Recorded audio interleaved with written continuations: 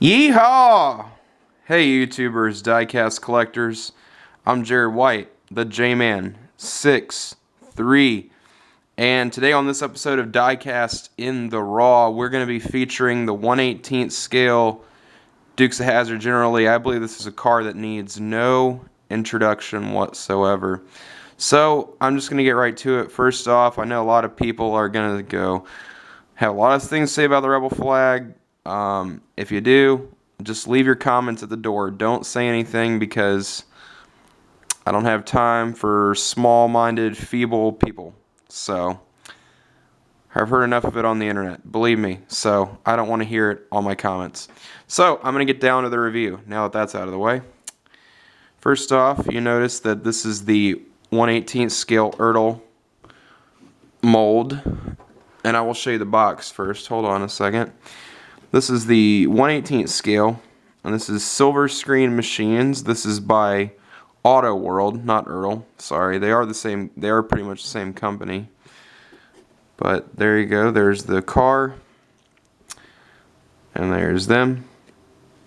And right on top, you can see the car actually going through a jump or something like that. I'm not sure. And you can see them right there.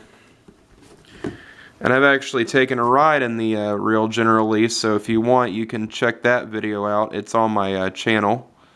I will probably post a link, or it will probably be up in the sidebar if you look in my videos. But here you go. Here's what it features on the back. Opening doors and hood, detailed engine, steerable wheels, accurate interior chassis and trunk, and heavyweight die-cast metal. And you can read that a little bit if you want to right there about the show. Alright, so now let's move on to the model itself. And it is a beautiful model, I gotta say. Now, it does have the CB antenna with it. I did not want to put that on, however, because I was nervous I would accidentally break it during the review. So I do not want to put the CB antenna on until I get a case for this. So, let's move on to the car. Nice graphics on the side with the 01, very well represented, with a nice, beautiful orange laid out paint job. And anyway, moving on to the front. Now the headlights actually do flip and rotate. I'm not going to do that right now because it's a bit of a pain to get them to go around, but it is very well done on the front here. You can see the Southern flag on the license plate. Or the Confederate flag, my bad. I should call it by its proper name. You can see the headlights have no peg in them, and there's the marker lights right there. But anyway, it's very well detailed. And the rims, as always by Auto World, are very accurate, down to even the little studs on there. And the wheels do steer in the front, and the suspension works. But there you go. Now I'll show you the interior. And you got the roll cage, the proper roll cage, which is very well done. The seats actually do tilt forward and backward, although one wants to tilt a little more backward and doesn't want to go up for some reason. Must just be a minor issue, but it won't fold forward on the passenger side anymore than that. So they're kind of leaned back a little bit, I guess, in there. But it's well detailed. It's got flocked interior and everything. And I'll move on to the other side real quick. But there you go. And the steering wheel actually moves with the wheels, as it should. Alright, so now that I'm done with the exterior, hold on, I'll show you the back end real quick. You can see the license plate and everything, and the tail lights. And the exhaust tips right there. Alright, so now I will move on to underneath the hood. And I gotta kind of be careful because this does have actual spring and scissor hood hinges. And you just want to be very ginger with it. There we go. And there you go, there we are. There is the motor.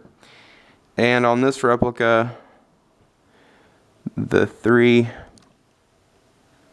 4-barrel on this motor is very well represented by Auto World. It's one of the nicer engine bays I've seen them make, or do. I shouldn't say make, I should say do. So it is very well detailed. You can see the battery with all the cables and everything. Very properly done underneath here. I'll show it from the side. You got the labels and everything, as the motor should have. Because it's Undercarriage Authentics, and it should be very well detailed. But there you go, there's underneath the hood for you guys. You can see that it's even got the little silver latch underneath there. You can see it. It doesn't work, but it's there, and that's really cool. And even all the cabling on the firewall, so it's very detailed underneath this hood. And you can see that it has spring and scissor hood hinges on the hood. Alright, so I'm going to close that. Sometimes the back likes to stay up on the hood, but if you just press it, it will close properly. Alright, so now on to the back end of this car, where the trunk is, and I will show you the motor detail, or not the motor detail, but the trunk detail. It's very solid too, I will admit. Got the picnic matting, and you got the fuel filler line right there. I call it picnic matting. It's a plaid matting basically that they put back there. But it's very detailed back there. You got the fuel filler door right there. So all in all, this model is very nicely detailed all throughout. Now I'll move on to the undercarriage real quick, because I want to hurry this review up. Suspension does work. I forgot to mention, my mom's fiance Rick got this for me for my birthday some time ago, and I absolutely love this replica. It is very beautiful and well done. Drive shaft on the car rotates, you can see that. For some reason, the driver's side suspension is not compressing. The passenger side does, but the driver's side is not. I wonder if they jumped it a little too much. But it's not a deal breaker. That's fine. I'm used to suspension not working on some of my cars, and they don't always do that, so that doesn't really detract from this car. I didn't even know the suspension on one side didn't work until now. But still, it's pretty nice. You can see the underside right here. You got the alternator painted, or not the alternator, but the master, or the oil filters painted right there. You can see it's well detailed. Got the Undercarriage Authentics logo right there, and you got all the copyright blarger right there. Alright, so that is my full review on the 1/18th General Lee. And as usual, make sure you rate and comment and subscribe. Leave them down below. And make sure you check out the rest of my videos and check out my ride in the General Lee, because there is a video of that on my channel. Anyway guys, have a good one. Bye.